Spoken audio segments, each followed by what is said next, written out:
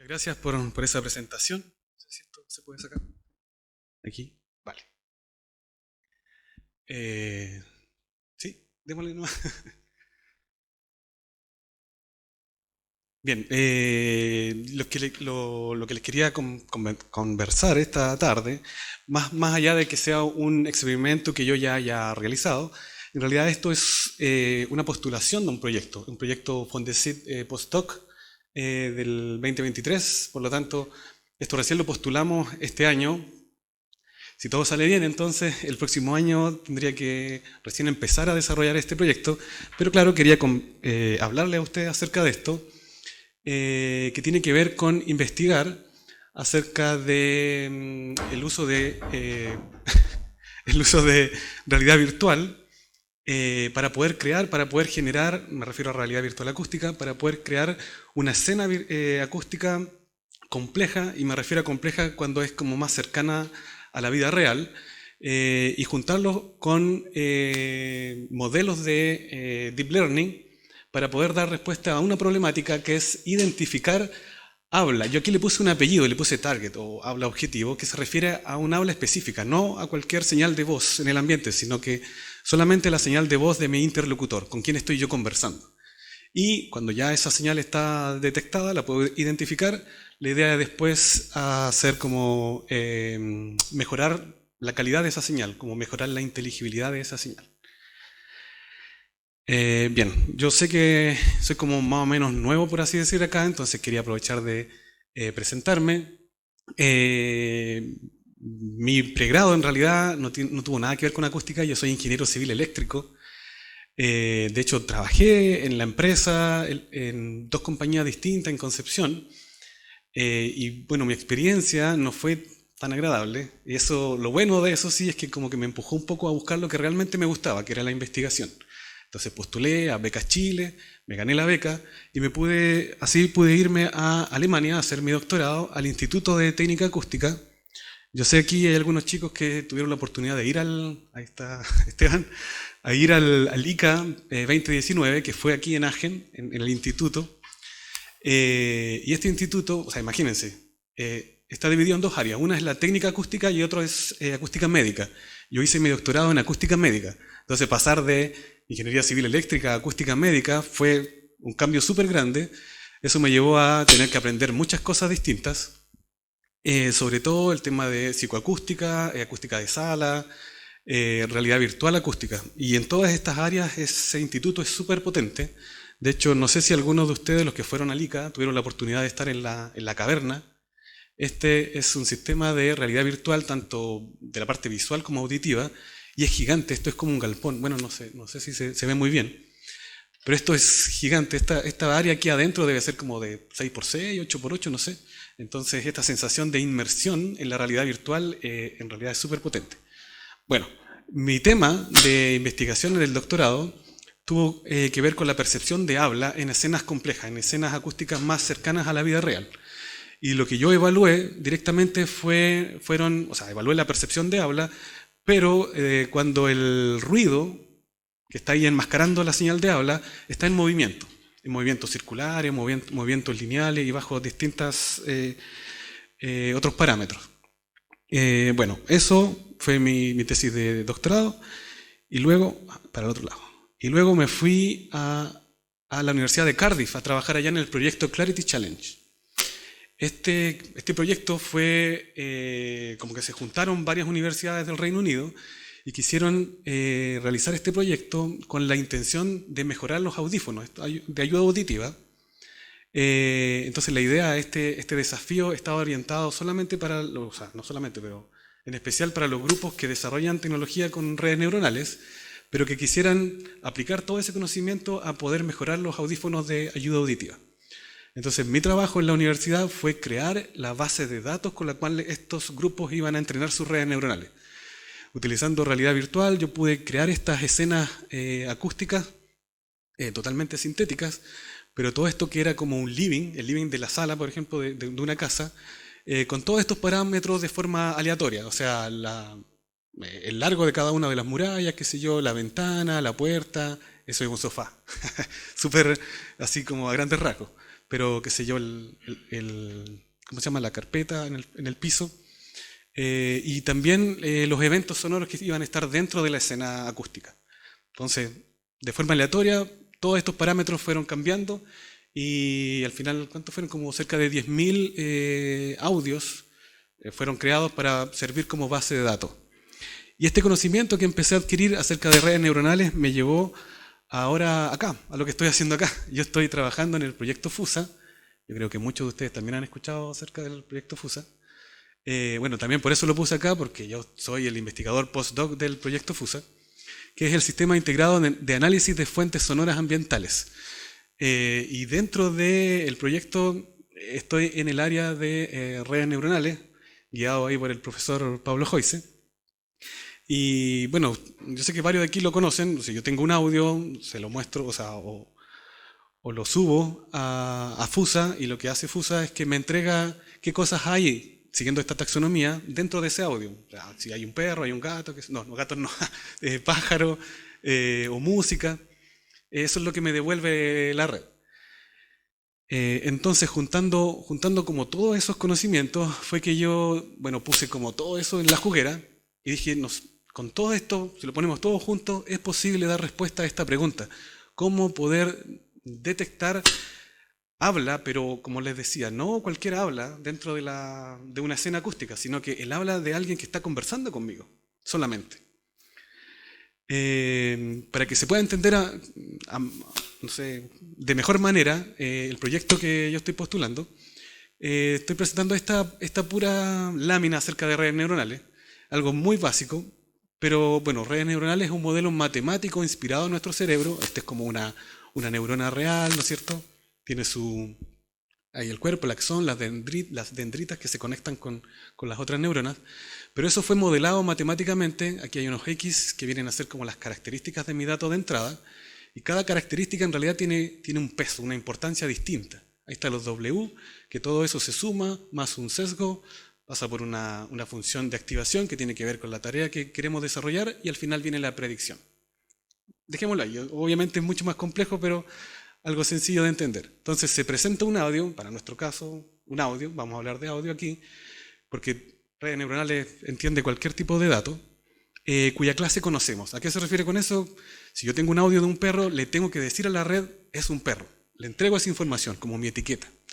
Entonces la red realiza una predicción y luego se calcula el error entre la predicción y lo que yo le dije que era, la etiqueta. Entonces internamente se modifican todos estos parámetros aquí en la red para minimizar el error. Y eso entonces lo hace varias veces, lo anterior se repite para todos los audios que yo le estoy entregando y para múltiples iteraciones, como distintas épocas. Entonces siempre entra el dato, ¿no es cierto? Hace una predicción, compara con lo que yo le dije que era, cambia los parámetros, ese error que hay entre la predicción y mi etiqueta empieza a minimizarse, en algún punto termina y queda mi red entrenada. Entonces está lista para que yo después la pueda consultar. Como les digo, es más complicado que eso, pero creo que es una explicación bastante sencilla para que se entienda el proyecto. Entonces, se pueden dar cuenta que la predicción depende directamente de los tipos de datos que yo le estoy entregando. Si mi problema es de la vida real, un problema súper complejo, no le puedo entregar datos que estén hechos en laboratorio, por ejemplo, así muy limpios, porque luego yo le voy a preguntar un dato real o le voy a entregar un dato real y no va a saber qué entregarme la red porque fue entrenada con datos demasiado perfectos, por dar un ejemplo. Entonces, si quiero resolver un problema complejo de la vida real, tengo que saber entrenar la red con datos también mucho más complejos.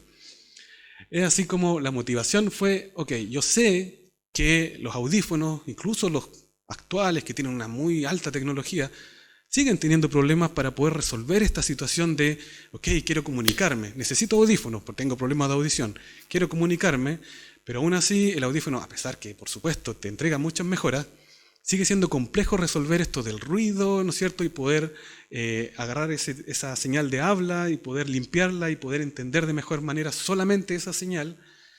Entonces, todo este proyecto va enfocado en mejorar la comprensión de habla en entornos acústicos complejos, pero enfocado en las personas que utilizan audífonos. Entonces, ¿qué es lo que tengo yo? Realidad virtual acústica Parece ser una herramienta súper buena para poder generar datos sintéticos, para poder entrenar mi red, porque yo soy el que estoy generando el dataset virtual de forma sintética. Yo lo hago, yo sé dónde está siendo grabada la escena, yo sé dónde está cada uno de los eventos sonoros, sé su distancia, o sea, yo lo conozco todo. Y esa misma información yo la rescato y luego se la entrego a la red. Entonces la red es entrenada con toda esa información. Porque la otra opción es tener una, ¿no es cierto?, una estación de monitoreo que graba audio, y después, ¿qué hago yo con los audios? Se lo entrego a un MILAB, ¿no es cierto? Le entrego a un MILAB para que me los etiquete. Pero ¿qué pueden hacer los chicos de un MILAB? Escuchan los audios y dicen, ah, sí, aquí hay un evento de habla, hay un evento de vehículo, dónde comienza, dónde termina.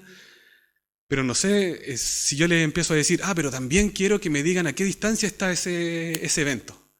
¿Está al frente o está atrás mío?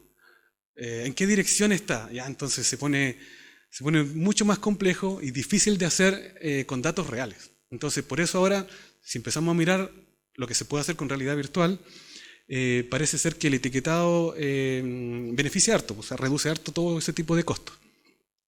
Además, se pueden crear escenas acústicas complejas. Me refiero a cercanos a la vida real, escenas polifónicas, con directividad, montones de cosas. Entonces, se sabe que esta herramienta es súper potente actualmente y se puede utilizar para crear bases de datos. Y si lo juntamos con las redes neuronales profundas, que también sabemos que han servido para mejorar la percepción de habla bajo ciertas condiciones y la inteligibilidad de esa señal de habla, entonces de verdad pareciera que tenemos todo listo, dispuesto para poder resolver el problema. Entonces, la hipótesis es que, dado que el rendimiento de mi red neuronal está directamente relacionado a los datos que yo le estoy entregando, entonces si yo le entrego una base de datos etiquetada totalmente, la hipótesis es que entonces su rendimiento va a mejorar en dos aspectos: en la detección de esta señal que yo les digo, o sea, la señal de habla de mi interlocutor, y además en limpiar esta señal, en dejarla como más inteligible. Entonces el objetivo general es mejorar el rendimiento de la red utilizando este nuevo dataset, ¿no es cierto?, para que detecte esta señal de habla y además luego de detectarla, como que la deje más clara. La metodología. Primero que todo tengo que crear el dataset. Y para crear el dataset tengo que hacer hartas cosas, primero. Y una tarea bastante específica, que eso me va a servir para después, al momento de yo evaluar todo lo que hice, es crear un corpus de habla. Porque existen corpus gigantes de habla, personas hablando, pero en inglés, por ejemplo. Entonces, sí, yo podría entrenar la red en idioma inglés y quizás sí me resuelva el problema, pero al momento yo de testear qué tan bueno quedó todo mi invento, tendría que buscar personas que hablen inglés, porque todas las señales de habla van a estar en inglés. Entonces, por eso mi idea es poder hacer un corpus en español. En español, bueno, le puse chileno, pero no así, no vamos a hablar aquí como uno pronuncia, como el chileno pronuncia. Entonces tengo que también definir el entorno virtual, o sea, ¿qué voy a hacer? No sé, simular la costanera, simular un restaurante como adentro de la sala o campo abierto. Tengo que definir esas cosas y también hacer una recolección de todos los datos que van a ser como los insumos de mi dataset, como son los audios monofónicos, las funciones de transferencia de la cabeza, pero no solo de la cabeza, sino que una cabeza que además use audífonos, porque necesito las señales de los audífonos, por ejemplo, 2 micrófonos o 3 micrófonos. Ahí va a recibir el audio, no en mi oído. Esa es la idea. Entonces, luego que yo ya tengo el dataset creado, eso ya es un año entero trabajando, la idea es entrenar la red neuronal. O sea, tengo que buscar un modelo que pueda hacer este tipo de tareas, ¿no es cierto?, de detectar señales de habla y hacer el entrenamiento de la red. El tema ahí importante, aparte de encontrar la red y todo eso, es testearla, hacerle un test a la red. Lo puedo hacer con los mismos datos que estoy creando, sintéticos, pero no sé, lo mejor sería tratar de testearlo con datos reales. Yo les acabo de decir que hacer un etiquetado en datos reales es mucho más difícil, pero no necesito tanto. O sea, necesito unos cuantos pocos para simplemente testear qué tan bien le va aquí a mi entrenamiento. Entonces, la idea es poder ir, por ejemplo, si estamos simulando la costanera, ir también allá y crear como una suerte de guión para que la persona que está haciendo como grabando utilice micrófonos binaurales como dentro del canal auditivo y hay una persona conversando con ella y como hacer un guión y grabar esa situación. Y eso entonces, con datos reales, probar mi red.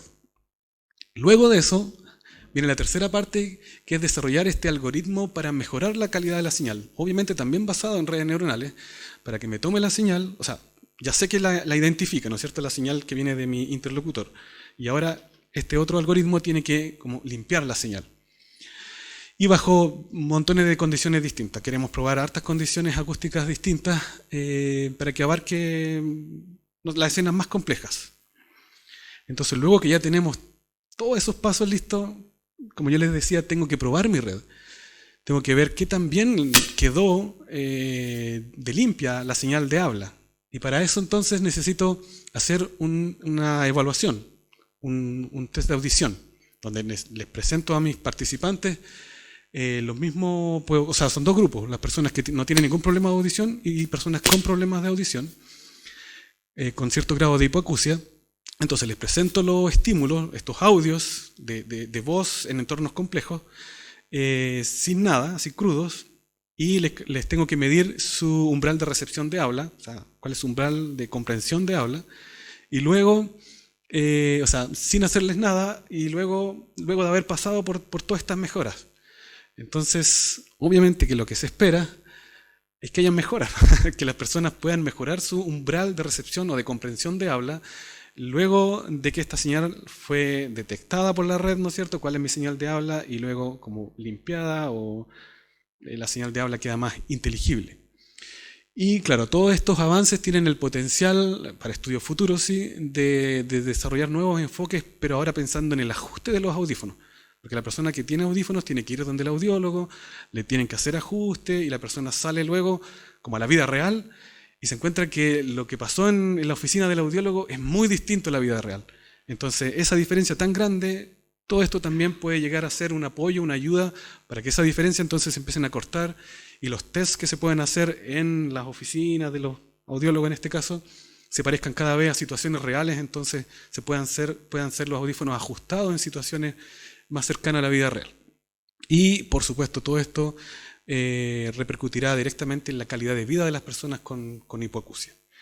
Ese es más o menos el proyecto que postulé, que ya lo postulamos este año con el profesor Jorge Arenas, así que espero que a la gente de ANIT también le guste. Y eso es, ¿tienen una pregunta, chicos?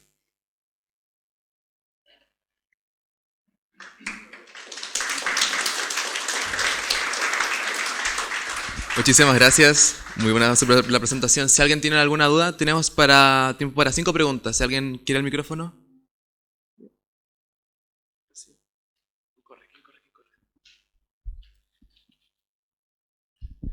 Bueno, gracias por tu presentación. Mi pregunta apunta a qué método pretendes utilizar para cuantificar la mejoría que tendría tus muestras después de aplicado el proceso.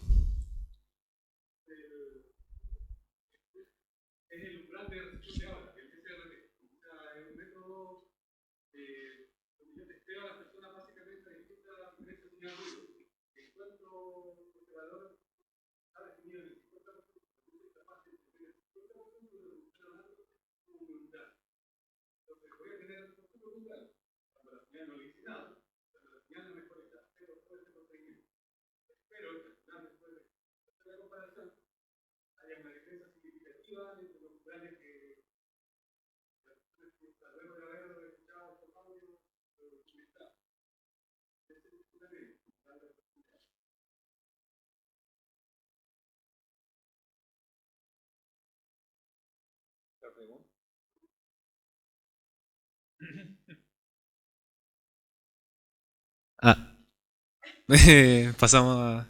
no sé.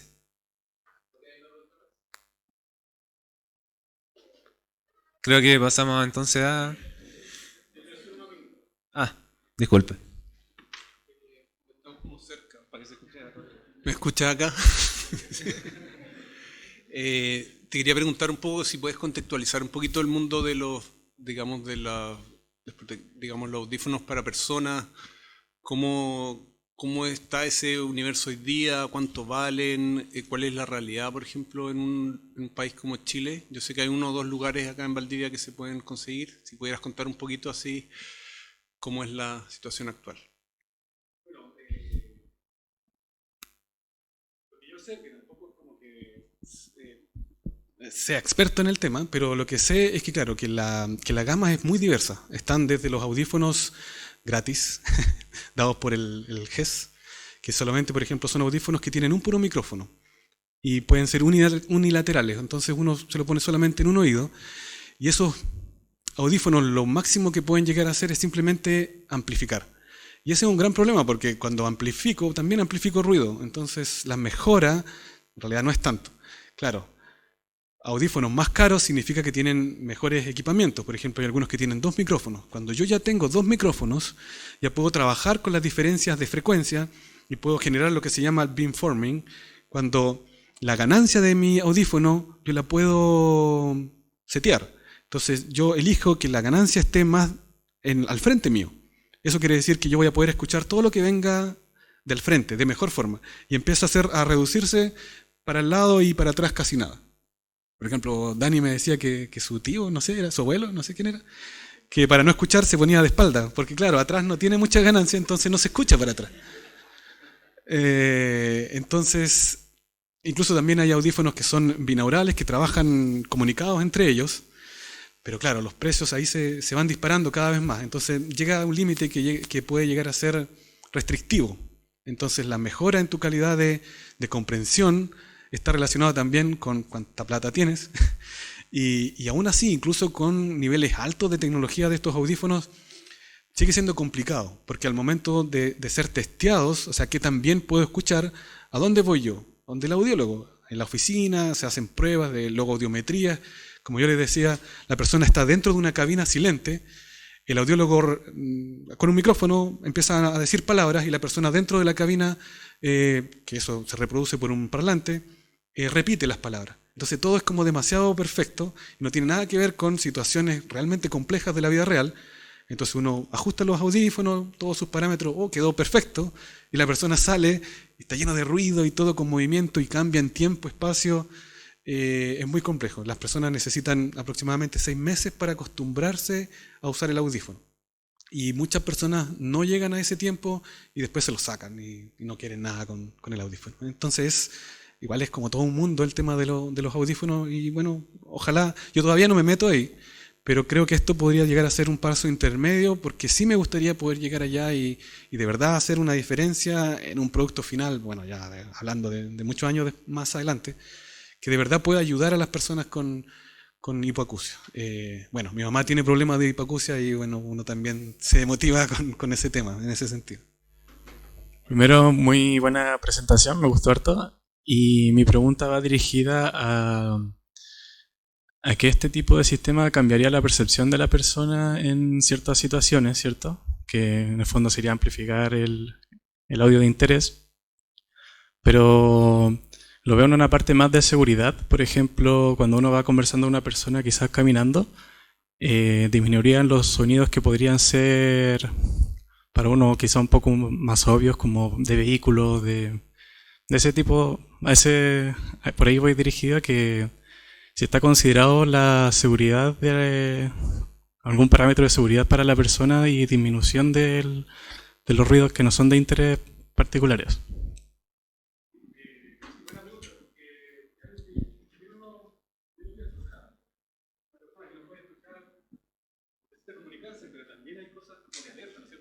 Aproxima, o una señal de, ¿no es cierto?, ¿cómo se llama?, una baliza, algo. Pero claro, este proyecto no va enfocado en eso. O sea, lo único que quiero es tratar de mejorar la percepción de habla y de habla de mi interlocutor. Pero sí, de hecho también lo pensé como, ¿y qué pasa si alguien de por allá me dice, oye, Rodi? Y claro, si yo estoy aquí no voy a escuchar nada. Y estaba pensando, a lo mejor pensar en la dirección de la voz, porque como yo le decía, sí lo puedo etiquetar, porque yo estoy creando la base de datos. Entonces, si hay una señal que está directamente apuntándome a mí, a lo mejor darle también como interés o ganancia, no sé. pero es algo en desarrollo. Pero sí lo tengo ahí como en el tintero. Sí.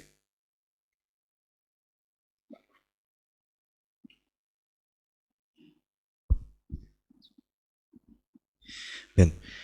Fuerte el aplauso para Rodi, ¿cierto? Muy buena presentación.